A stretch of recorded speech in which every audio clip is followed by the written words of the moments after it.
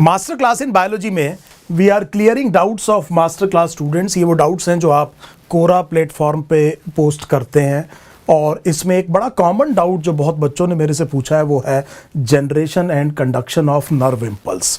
तो हमेशा की तरह कुछ बच्चों के नाम यहाँ पर लिखे हैं: शक्ति अग्निवेश, अनन्या शर्मा, सोनल सिंह, अताउल्ला खान, सुनन्या कुमारी, सुहानी गुप्ता, श्रेया सरकार, तुषार गुप्ता, अर्पिता गुप्ता और बहुत से बच्चों ने ये पूछा है।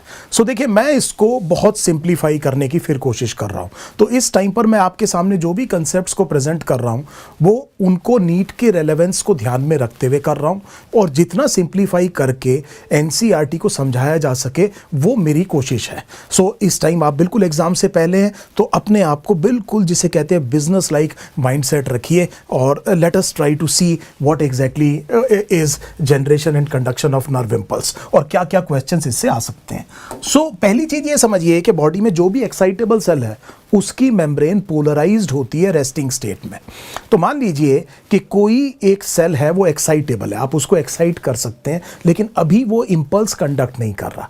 चेंज इन एनवायरनमेंट को स्टिमुलस कहते हैं। इस स्टिमुलस से एक्शन पोटेंशियल जनरेट होता है। उस एक्शन पोटेंशियल को जब प्रोपेगेट करते हैं, वो एक जगह से दूसरी जगह जब वो ट्रेवल करता है, तब आप इस ट्रेवलिंग स्टिमुलस को एक तरह से इंपल्स कह सकते हैं। तो मैं ये कह रहा हूं कि एक सेल है, रेस्टिंग है, अभी कोई इंपल्स कंडक्ट नहीं कर रहा, उसकी मेम्ब्रेन रेस्टिंग स्टेट में पोलराइज्ड होगी। इसका मतलब ये हुआ कि इस मेम्ब्रेन के just on the outside, so ध्यान रखिएगा, जस्ट ऑन द आउटसाइड एक एक्सेस ऑफ कैटायन एक्यूमुलेट होंगे, और just on the inside excess of anions accumulate होंगे।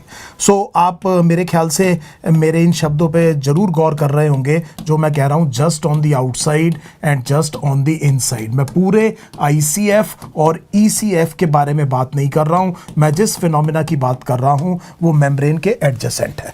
बाहर की तरफ सेल के बाहर जो फ्लूइड होगी उसे ईसीएफ कहते हैं। इसमें प्रिंसिपल कैटायन सोडियम है, इसका मतलब यह है कि सोडियम यहां पर ज्यादा है, और ये आईसीएफ है, और यहां पर इंट्रासेलुलर फ्लूइड है, यहां पर जो प्रिंसिपल कैटायन है वो पोटाशियम है। ये दो मेन आयंस की हमने बात करनी है। ऑब्वियसली क्लोराइड आयन भी बाहर ज्यादा होता है। सो ये जो मेम्ब्रेन है ये अभी इंपल्स कंडक्ट नहीं कर रही, इसे आप कहेंगे कि ये मेम्ब्रेन रेस्टिंग है। अब इस मेम्ब्रेन में अगर आप इसके just on the inside potential नापे तो because of the excess of anions आपको एक नेगेटिव वैल्यू आएगी, और उस वैल्यू को हम कहते हैं resting membrane potential. Point number 2। So हमें यह समझ में आ गया कि एक्साइटेबल सेल की मेम्ब्रेन पोलराइज्ड है, just on the outside excess of cation, just on the inside excess of anions. Point number 1। Point number 2 ये समझ में आ गया कि इसका एक रेस्टिंग मेम्ब्रेन पोटेंशियल होगा। टिपिकली ये वैल्यू -70 मिली वोल्ट से -100 मिली वोल्ट के बीच में हो सकती है।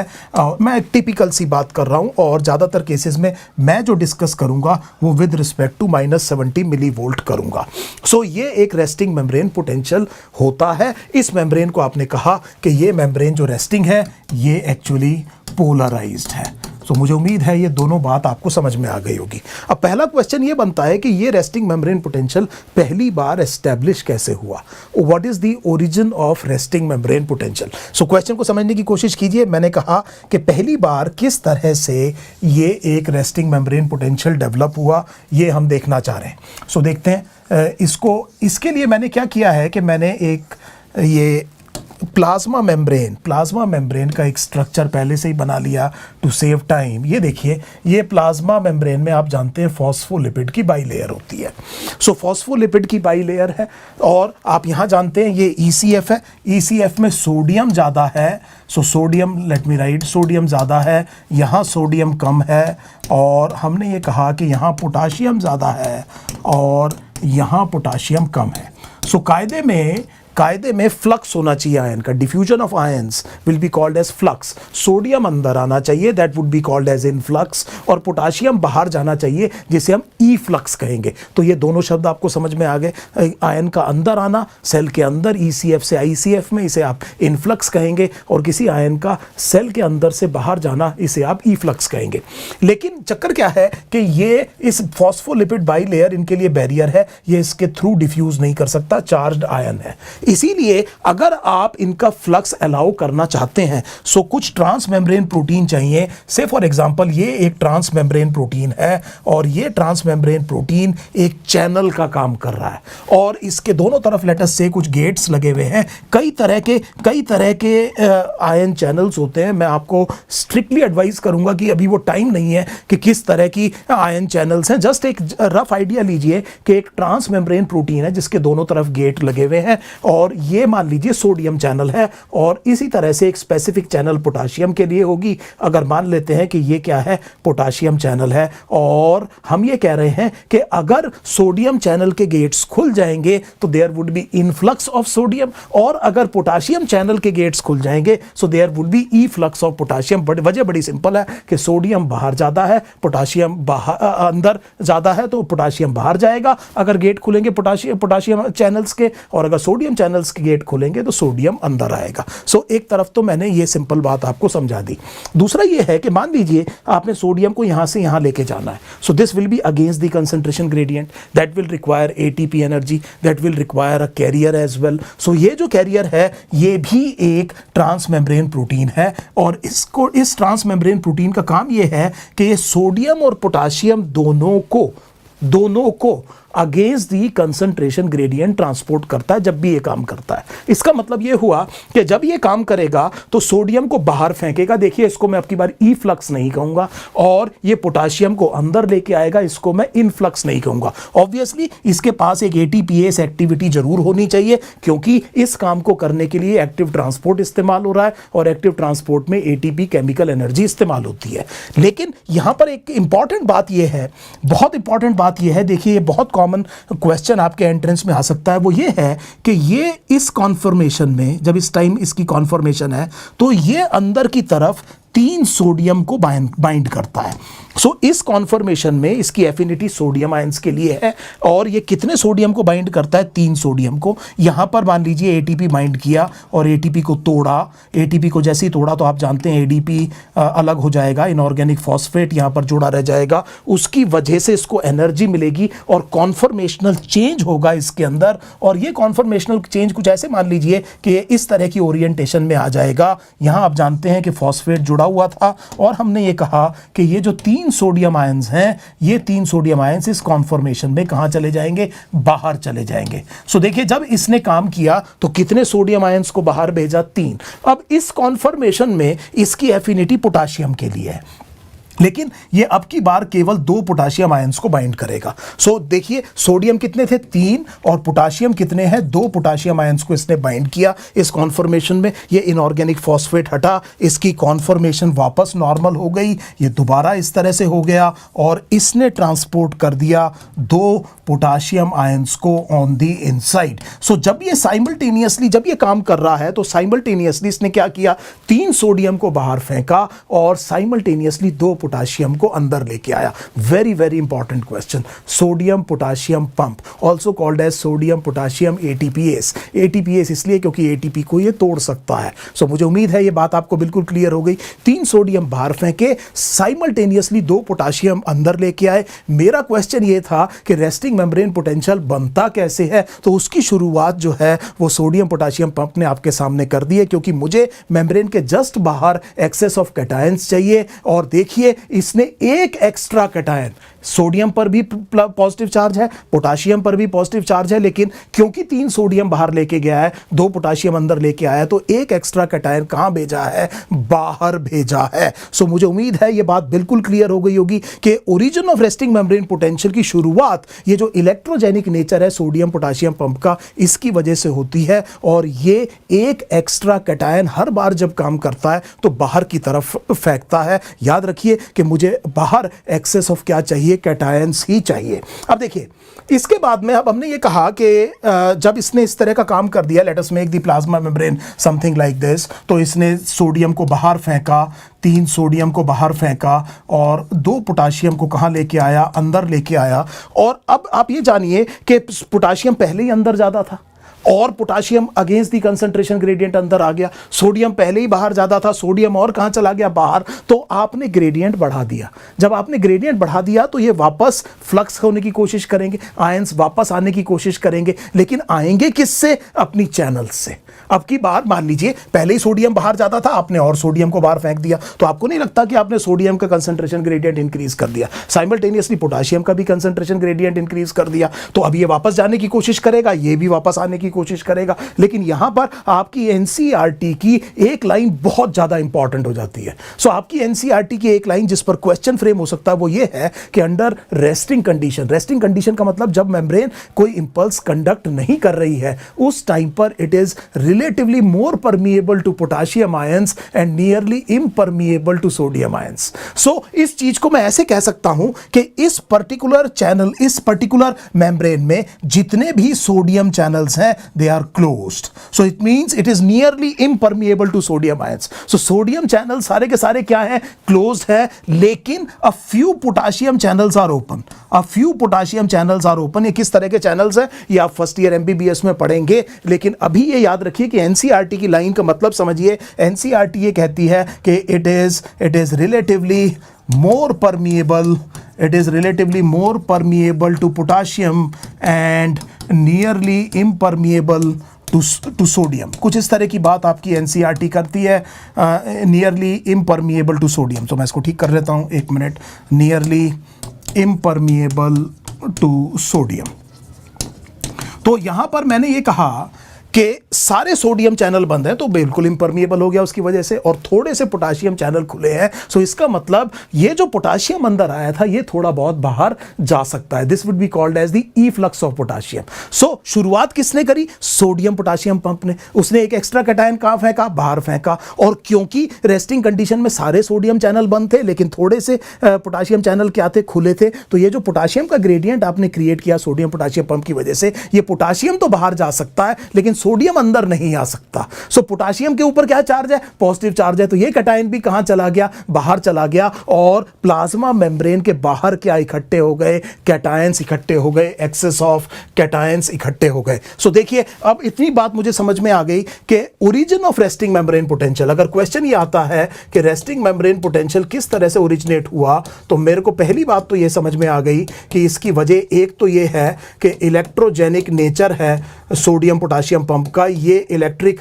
इम्बैलेंस क्रिएट करता है, 3 सोडियम को बाहर फेंकता है साइमल्टेनियसली, 2 पोटाशियम को अंदर लेके आता है और एक एक्स्ट्रा कैटायन बाहर फेंक रहा है, और उसके बाद membrane permeability in resting condition की वजह से पोटाशियम का ई फ्लक्स होगा, और इसी वजह से मेम्ब्रेन के जस्ट बाहर एक्सेस ऑफ कैटायंस इकट्ठे हो जाएंगे। मुझे उम्मीद है ये बात अब आपको अच्छे से समझ में आ गई होगी।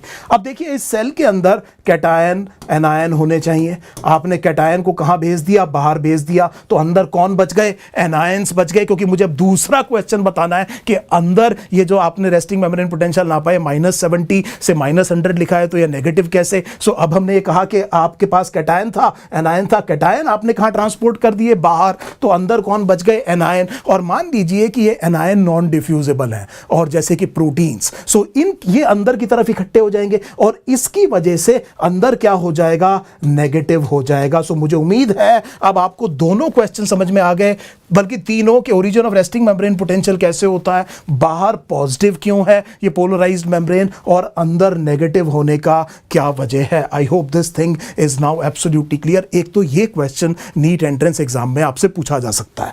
दूसरी चीज आपसे ये पूछेंगे कि एक्शन पोटेंशियल कैसे जनरेट होता है। सो एक्शन पोटेंशियल कहते किसे हैं। सो एक्शन पोटेंशियल का मतलब ये है कि देखिए एक्शन पोटेंशियल का मतलब ये है कि ये मेम्ब्रेन पोलराइज्ड है, दिस मेम्ब्रेन इज पोलराइज्ड, और हम ये कह रहे हैं कि एक्शन पोटेंशियल का मतलब ये है कि there would be a sudden reversal of polarity, sudden reversal of polarity. Reversal of polarity का मतलब ये हुआ कि ये समझिए कि मेम्ब्रेन सडनली क्या होगा, अंदर की तरफ सोडियम रश करेगा और उसकी वजह से अंदर क्या हो जाएगा, पॉजिटिव हो जाएगा, बाहर क्या रह जाएगा, नेगेटिव रह जाएगा। इस प्रोसेस को आप कहेंगे डीपोलराइजेशन, इसको आपने क्या कहा है, रिवर्सल ऑफ पोलैरिटी। किसी वजह से ये होगा और इसकी वजह से जो रेस्टिंग मेम्ब्रेन पोटेंशियल जो -70 के आसपास था वो शूट करेगा पॉजिटिव की तरफ। सो दैट मीन्स अगर ये रेस्टिंग मेम्ब्रेन पोटेंशियल -70 के आसपास था।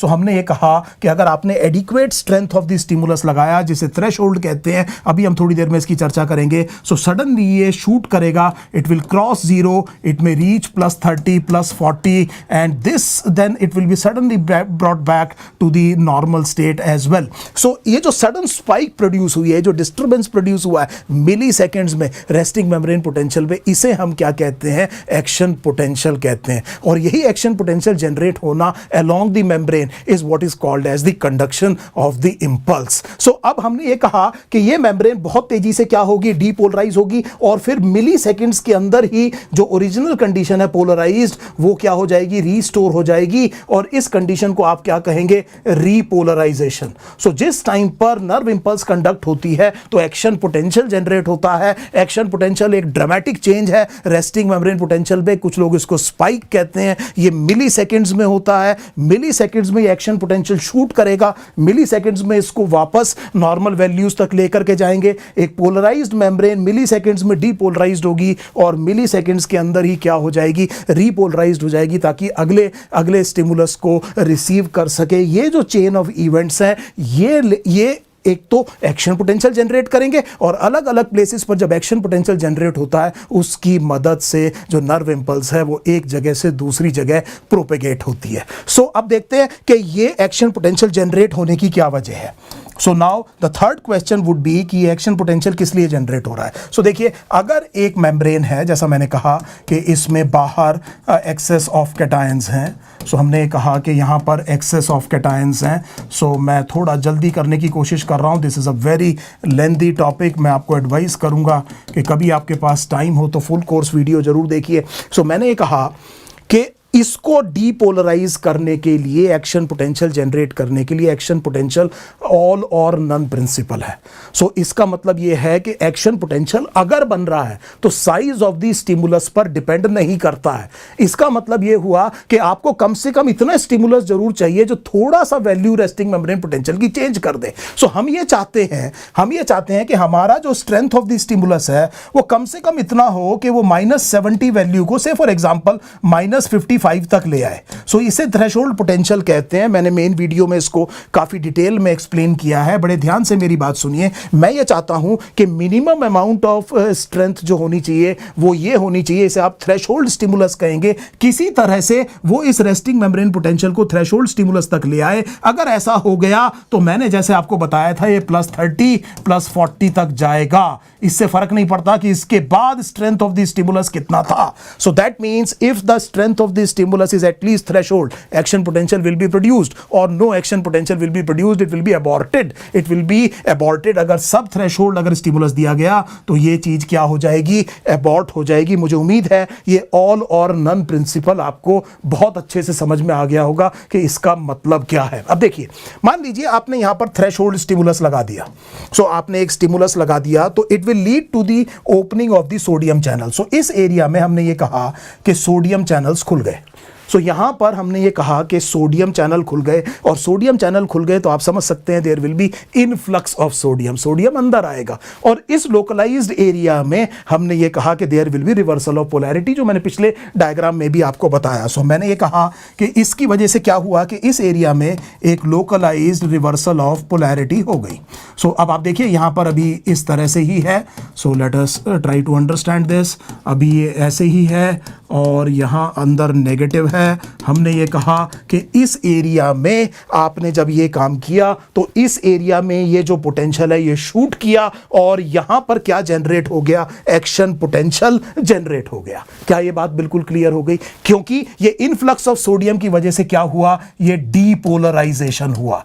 क्या हुआ? डीपोलराइजेशन। सो डीपोलराइजेशन की वजह क्या है? Opening of sodium channels. Opening of sodium channel से क्या होता है? Influx of sodium. और ये ओपनिंग ऑफ सोडियम चैनल किस लिए हुआ? क्योंकि आपने थ्रेशोल्ड स्टिमुलस लगा दिया। तो जिस पॉइंट पर आपने स्टिमुलस लगाया वहां पर हमने ये कहा कि लोकलाइज्ड करंट फ्लो हुआ और हमने ये कहा ये मेम्ब्रेन बहुत तेजी से क्या हुई, डीपोलराइज हुई। अब जो मेम्ब्रेन डीपोलराइज हुई है उसे बहुत तेजी से क्या होना पड़ेगा, रीपोलराइज होना पड़ेगा। तो इस जगह पर अब जो सोडियम चैनल है, जब ये हो गया, एक्शन पोटेंशियल प्रोड्यूस हो गया, तो सोडियम चैनल बंद हो जाएंगे और पोटाशियम चैनल खुल जाएंगे। सो याद कीजिए रेस्टिंग कंडीशन में मैंने आपसे कहा था थोड़े से पोटाशियम चैनल खुले हुए हैं। सो अब बाकी पोटाशियम चैनल भी खुल जाएंगे। देखिए आप डीपोलराइजेशन के लिए कैटायन अंदर लाए हैं, तो ये कंडीशन वापस कैसे रीस्टोर होगी, जो ये वाली कंडीशन है ये तब रीस्टोर होगी जब आप कैटायन को बाहर भेजेंगे। इससे फर्क नहीं पड़ता कि ये सोडियम आप अंदर लाए थे तो सोडियम को ही बाहर भेजिए। तभी मैं आपसे कह रहा हूं अगर थोड़ी सी दिक्कत रहती है तो प्लीज मेन वीडियो को देखिए। सो मैं ये कह रहा हूं कि आपने डीपोलराइजेशन एक कैटायन की वजह से किया, आपको रीपोलराइजेशन कैटायन को बाहर भेज करके करना पड़ेगा। और क्योंकि आपके पास अंदर पोटाशियम ज्यादा है तो आप इफ्लक्स ऑफ पोटाशियम की वजह से क्या कर सकते हैं, रीपोलराइजेशन कर सकते हैं। सो हमने ये कहा कि ये जो रीपोलराइजेशन है ये किसकी, इसकी वजह क्या है, इफ्लक्स ऑफ पोटाशियम। सो होता क्या है कि यहां पर ये और ऊपर क्यों नहीं जा रहा, क्योंकि सोडियम चैनल क्या हो गए, क्लोज हो गए, और जो बचे हुए पोटाशियम चैनल्स हैं वो क्या हो गए, ओपन हो गए। और इस इवेंट की वजह से there is efflux of potassium और ये पोटेंशियल वापस कहां पर आया, रेस्टिंग मेम्ब्रेन पोटेंशियल की तरफ। हायर क्लासेस में आप देखेंगे कि अंडरशूट कर सकता है, इसे हम कहते हैं हाइपरपोलराइजेशन, उसे किसी तरह से ठीक किया जाता है। लेकिन दो चीजें याद रखिए, depolarization influx of sodium, opening of sodium channel, और रीपोलराइजेशन इफ्लक्स ऑफ पोटाशियम, और उसकी वजह से रीएस्टैब्लिशमेंट होता है रेस्टिंग मेम्ब्रेन पोटेंशियल का। और origin of resting membrane potential और रीएस्टैब्लिशमेंट ऑफ रेस्टिंग मेम्ब्रेन पोटेंशियल में जमीन आसमान का अंतर है। A very good student will understand कि जो मैं पहले बता रहा था वो original establishment of resting membrane potential था, अब जो मैं बता रहा हूं वो रीएस्टैब्लिशमेंट है आफ्टर डीपोलराइजेशन। इसमें मैंने सोडियम पोटाशियम पंप का इस्तेमाल नहीं किया है। Origin of resting membrane potential के लिए मैंने सोडियम पोटाशियम पंप का इस्तेमाल किया था। मुझे उम्मीद है ये बात आपको समझ में आ रही होगी। अब इसकी वजह से होता क्या है कि there is a positive feedback. So there is a positive feedback, so it's a rare example of positive feedback. What is the rare example of positive feedback, this depolarization. So ये जो डीपोलराइजेशन है positive feedback का rare example है। इसकी वजह से ये जो एडजेसेंट एरिया है इसमें अब सोडियम चैनल खुल जाएंगे। सो यहां पर इसकी वजह से मैंने क्या कहा कि कुछ स्पिक्यूलियर टाइप के सोडियम चैनल होते हैं वो खुल जाएंगे। और फिर आप समझ सकते हैं, इधर देखिए बड़े ध्यान से, फिर आप समझ सकते हैं कि यहां पर डीपोलराइजेशन हो रहा होगा इस एरिया में, यहां पर एक एक्शन पोटेंशियल क्रिएट होगा और यहां पर रीपोलराइजेशन हो रहा होगा। सो यहां पर आप पोटाशियम बाहर भेज रहे होंगे तो यहां पर ये कंडीशन रीएस्टैब्लिश हो रही होगी। तब तक ये इंपल्स कहां पहुंच गई, पॉइंट बी पर पहुंच गई, जहां पर अब फिर ये लोकलाइज्ड क्या प्रोड्यूस हुआ है, डीपोलराइजेशन प्रोड्यूस हुआ है। इसकी वजह से ये आगे जाएगा, फिर ये यहां पर इस तरह से हमने ये कहा कि there will be a dramatic reversal, एक एक्शन पोटेंशियल प्रोड्यूस होगा और इस तरह से इंपल्स कंडक्ट होती है। अगेन हमने ये कहा कि ये एक तरह का ऑल और नन फिनोमिना है, मैक्सिमली काम करता है और ये पूरी की पूरी मेम्ब्रेन क्या हो जाएगी, डीपोलराइज हो जाएगी, प्रोवाइडेड आपने थ्रेशोल्ड स्टिमुलस लगाया। सो मुझे उम्मीद है अब आपको अपनी एनसीईआरटी में जो एक डायग्राम बना हुआ है वो बहुत अच्छी तरह से समझ में आया कि इस तरह से, और हमने ये कहा कि यहां पर जो कंडीशंस हैं वो जब यहां पर आगे डीपोलराइजेशन होगा तो यहां पर वो रीपोलराइजेशन की वजह से नॉर्मल कंडीशन रीस्टोर होती जाएगी और ये मेम्ब्रेन बहुत तेजी से एक्शन पोटेंशियल्स को जनरेट करेगी, नर्व इंपल्स आगे कंडक्ट होगा और ये मेम्ब्रेन बहुत तेजी से दोबारा एक तरह से पोलराइज्ड हो जाएगी ताकि अगले स्टिमुलस के लिए तैयार हो सके। सो ध्यान रखिएगा आपसे क्वेश्चन यहां से क्या क्या पूछा जा सकता है। पहला क्वेश्चन ये पूछा जा सकता है कि ये बताइए कि डीपोलराइजेशन की वजह क्या है या क्या चेंज आता है, पहले पॉजिटिव बाहर फिर नेगेटिव फिर पॉजिटिव वापस आ जाता है, तो आपसे चार्ज के बारे में पूछा जा सकता है। दूसरा आपसे पूछेंगे कि ये सोडियम अंदर जाने की वजह क्या है। आपने कहा थ्रेशोल्ड स्टिमुलस लगाया, सोडियम चैनल खुल गए, उससे क्या हुआ, एक लोकलाइज्ड डीपोलराइजेशन हुआ, क्या जनरेट हुआ, एक्शन पोटेंशियल। एक्शन पोटेंशियल में ऑल और नन प्रिंसिपल किसे कहते हैं ये मैंने आपको समझा दिया कि what is threshold stimulus, what is threshold potential. ये आप इस तरह से कह सकते हैं कि action potential does not depend on the size of the stimulus. अगर एक्शन पोटेंशियल बन रहा है तो +30 +40 से ऊपर नहीं जाएगा, या तो सारी सोडियम चैनल खुलेंगी या नहीं खुलेंगी, लोकली मैं बात कर रहा हूं। उसके बाद में ये चीज स्प्रेड होती है अलोंग द फाइबर, ये चीज क्या होती है, स्प्रेड होती है और इस तरह से एक्शन पोटेंशियल जनरेट होकर के नर्व इंपल्स क्या होती है, कंडक्ट होती है। ये कुछ क्वेश्चंस आपसे यहां से पूछे जा सकते हैं। मुझे उम्मीद है अब आप अपनी एनसीईआरटी पढ़ेंगे तो आपके कुछ डाउट्स ज़रूर क्लियर हुए होंगे। Thank you so much.